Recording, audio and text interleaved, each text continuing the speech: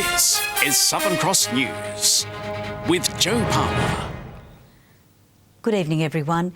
In a shock announcement, Tasmania's Commissioner for Children and Young People has resigned midway through his 5-year contract.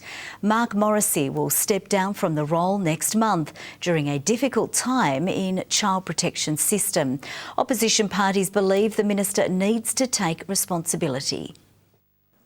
It's been 3 years since Mark Morrissey was appointed to the role of advocating for Tasmania's most vulnerable, an independent voice of the children dealing directly with the Human Services Department and its minister. During that time, the Commissioner has worked tirelessly alongside the government to put in place different initiatives that will see the well-being and safety of children improved in this state. Initiatives including actions to improve the safety of children in organisational settings, urging an adoption of therapeutic and rehabilitative youth justice detention, highlighting the plight of young people experiencing family violence, and the latest report in January to make Tasmania's out-of-home care system more transparent and accountable. We are very much committed to our implementation plan of the Commissioner for Children's out-of-home care recommendations, and that work will continue. It comes following a difficult few years for the sector, including child protection notifications going ignored in the northwest, a childcare provider accused of neglect, and recent allegations of ministerial interference in the child protection sector. The 3 years that he's been a fantastic Commissioner for Children and Young People have been a very difficult 3 years in the children's portfolio, where you have a minister who's failing in the job. The wrong person has resigned today. The minister is embroiled in controversy, and we have lost the only independent voice for children and young people in Tasmania.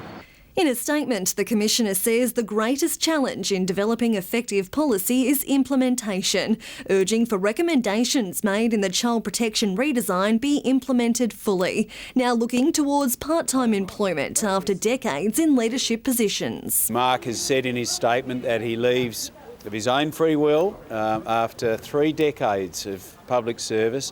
I think he's entitled to do so and for people to accept that is so. An Australian-wide recruitment process will begin with Mr Morrissey officially stepping down in September. Jacqueline Robson, Southern Cross News. There are doubts tonight over whether the Diemens Land company will be able to deliver on promises to create dozens of Tasmanian jobs. Opponents of VDL's takeover by Chinese buyers are angry at reports investment is at a standstill in the face of plummeting milk prices. The controversial Chinese takeover of Tasmania's historic Diemens Land company oozed promise. 95 new jobs and $100 million to shore up the business. But 16 months after investment vehicle Moon Lake took control of VDL, insiders have told the Australian Financial Review none of this looks like happening anytime soon, raising questions over whether the company should have been given approval to buy the property in the first place. Why on earth would we sell Australia's largest dairy producing asset? Andrew Wilkie criticised the takeover when it happened. Now, he says, federal and state politicians who supported Moon Lake were gullible and jumping on the bandwagon. I was on one of their properties yesterday, in fact, Woolnorth, and received assurances and saw very closely the work they're doing to expand their dairy operations. As for Moon Lake, it blames the delay on crashing milk prices, but the company promises to come good on its promises when the market picks back up. Meanwhile, the shadow Primary Industries Minister has broken his silence over the federal sign-off for Tassal to enter Oakhampton Bay. From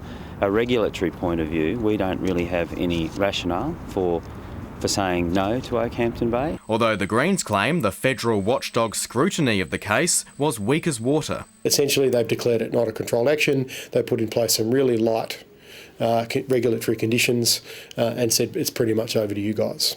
As Senator Wish Wilson assures voters he is not a Singapore citizen, despite being born there. I'm releasing my documents. I know others have done the same. But whether German-born Erica Betts will follow suit remains to be seen. Tom Johnson, Southern Cross News. A Victorian man who was allegedly kidnapped and held at gunpoint by 6 Tasmanians has again appeared in the Launceston Supreme Court. He says he still has no memory of the February 2015 incident, but prosecutors claim the alleged victim previously told police he was threatened with a revolver and shot at 3 times. The court heard Anthony McHale allegedly told police in 2015 he feared he was going to be shot and killed during the 3-day ordeal. 6 people, including Kane and Sean Richardson, Christopher Humphreys, Matthew Williams, Malcolm Main and Carly Deckers, are accused of kidnapping and assaulting the Victorian man. They've all pleaded not guilty. Appearing in the witness box today, the alleged victim was questioned by Crown Prosecutor Peter Sheriff for almost 2 hours. Mr McHale was shown statements he'd allegedly made to police 2 years ago and asked, "Do you remember telling members of Tasmania Police that you were told not to run or you'd be shot, and that you called your mother and told her in Arabic that you had been kidnapped and to transfer $40,000 into your bank account?" Mr McHale answered no to almost every question. The Victorian man says he can't remember being in Tasmania as he was a heavy ice user at the time. When prosecutors suggested his memory loss was a result of fear, he said no, that's not the case. Defence lawyer Greg Richardson argued even if the statements had been made by Mr McHale, they may have been lies. The trial continues tomorrow. Monica Dadson at Southern Cross News. A Tasmanian man has been charged with drug trafficking after a series of raids in Glenorchy. Police allegedly discovered a sophisticated hydroponic setup at 2 separate addresses owned by the man. More than 70 cannabis plants were seized in the raids, with the total street value of the drugs estimated at $520,000. The 41-year-old has been granted bail and will reappear in court next month. A Mission Australia report has found homeless young people are 3 times more likely to have mental health issues. Community support workers say early intervention for youth at risk is crucial, but the government says it is doing what it can to address the issue.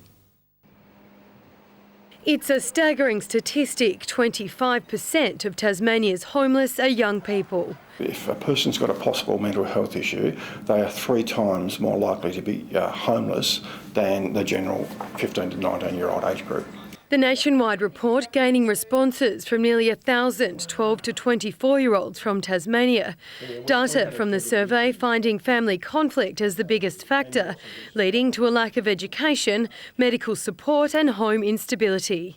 Our concern is this is happening at a very young age. What's going to happen in 10 years' time for those young people? Mission Australia says early intervention from support services is crucial. School and study problems that do lead to mental health.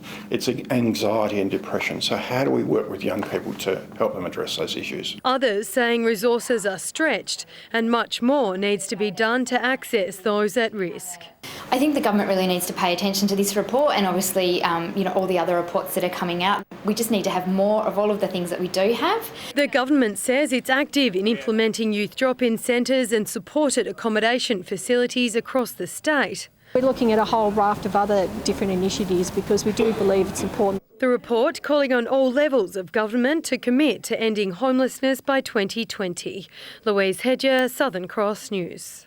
A student body at the University of Tasmania has launched a petition calling for harsher penalties for sexual assault and harassment. It's following a damning report released this week showing more than half of all students fell victim to the abuse but failed to report it. It's a call for harsher penalties for those who perpetrate sexual assault or harassment on campus. At the moment, plagiarism has a higher penalty than sexual assault on campus does.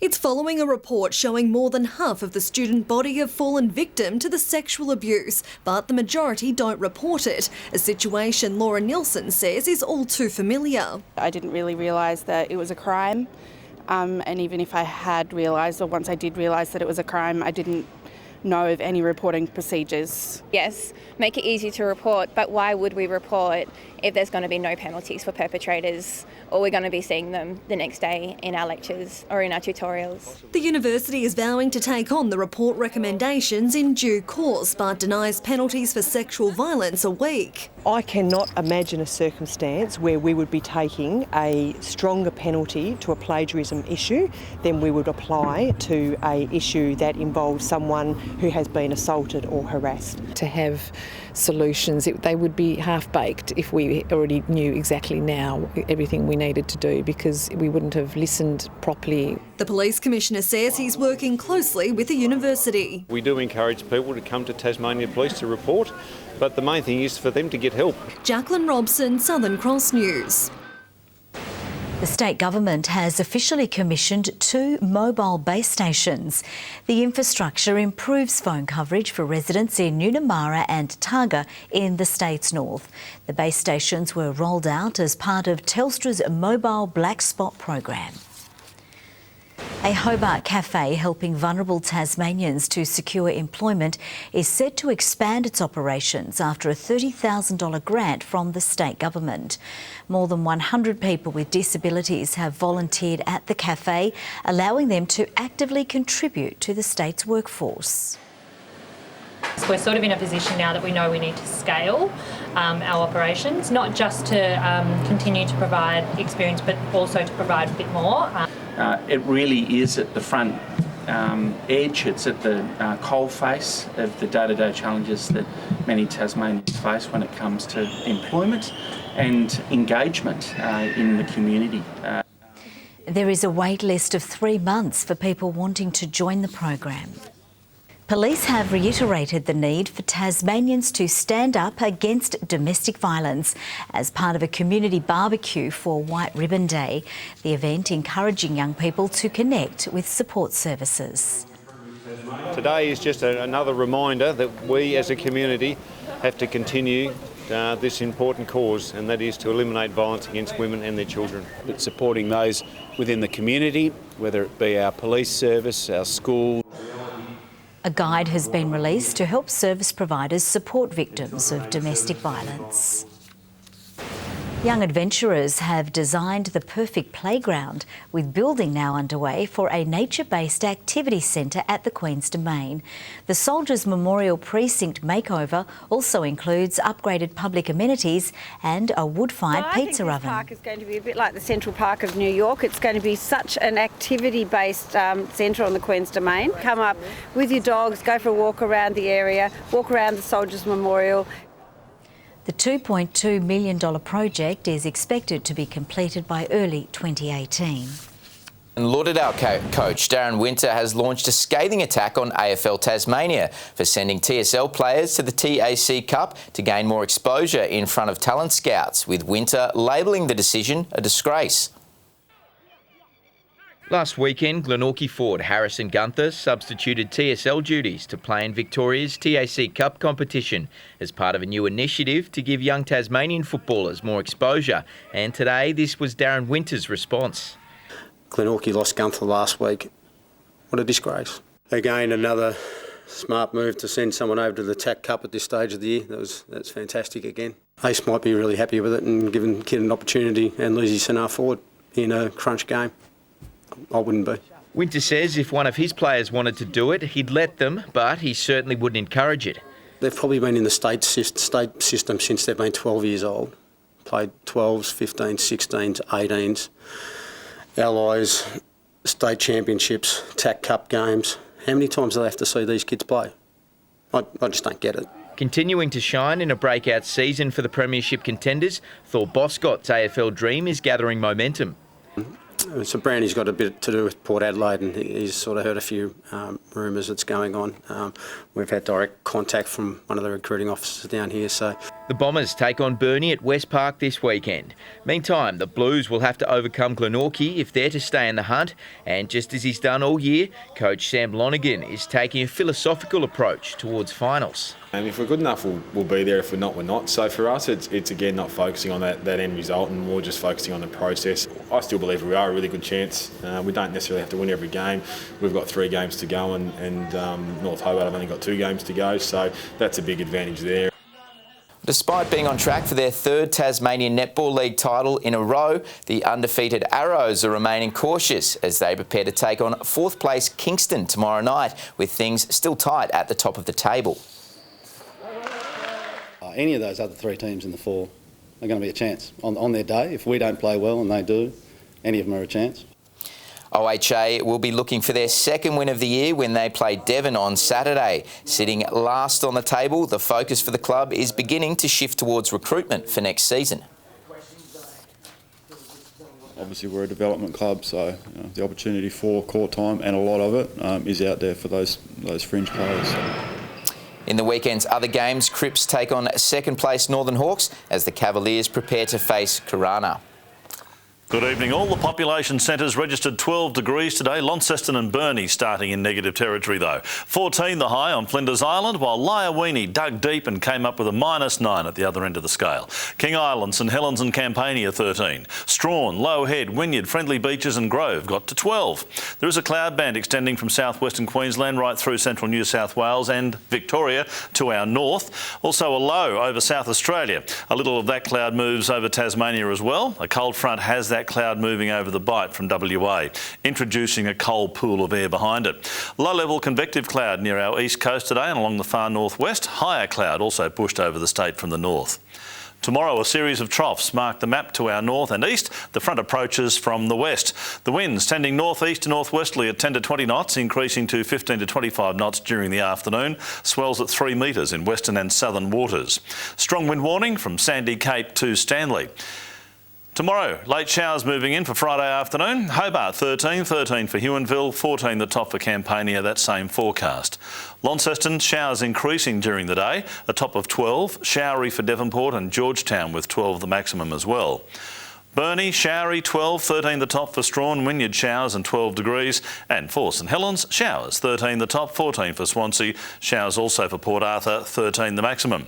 Showers again on Saturday, mainly over the north and west with snow to 900 metres. Showers on Sunday, clearing the east and lower east during the morning, snow to 800 metres. Mainly fine over the central north on Monday. Showers elsewhere and snow to 700 metres, getting closer. And we're not alone with a showery forecast. Showers also forecast for Perth, Adelaide, Melbourne and Cairns, cold and cloudy in Canberra, sunny in Sydney and Darwin. Clear at the moment, Hobart 6 degrees, 7 right now in Launceston, cloudy and 8 degrees in Devonport. And Joe, the votes are in. They want you to keep the fringe. I've only just noticed it tonight. Has it been on all week, has it? Yes, it has. Thank you very much, Merv.